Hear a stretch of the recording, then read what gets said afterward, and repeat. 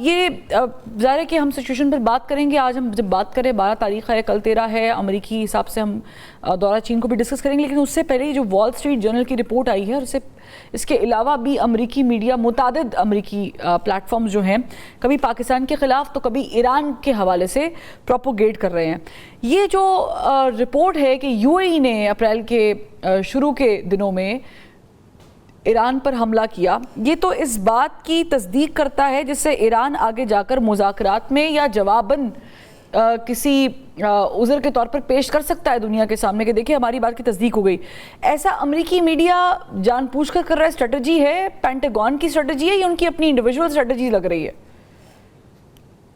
شکریہ, آپ نے مجھے پروگرام میں مدعو کیا جی. آپ کے لیے اور باقی ڈسکسنس اور ویورز کے لیے بہت السلام علیکم. سب سے پہلی بات تو یہ ہے جی کہ جنگ جب ہوتی ہے تو اس میں کیوس اور کنفیوژن بہت ہوتی ہے, فریٹرسائڈ بھی ہوتی ہے, اور جنگ کے شروع میں ہم نے یہ چیزیں دیکھی بھی, اور بہت سارے ایسے kind of false flag missiles تھے, فالس فلیگ اٹیکس تھے جن کے بارے میں ایران کہتا تھا یہ انہوں نے نہیں کیے, اور بہت سارے لوگ یہ کہہ رہے تھے کہ یہ شاید اسرائیل نے کیے ہیں.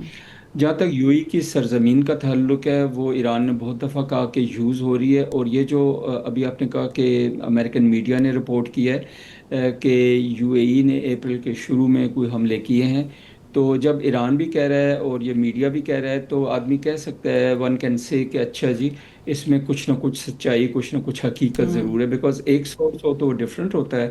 جب دو سورسز ہوں تو 100% نہیں تو چلیں 50-60% جو ہے یہ پاسبلٹی رہتی.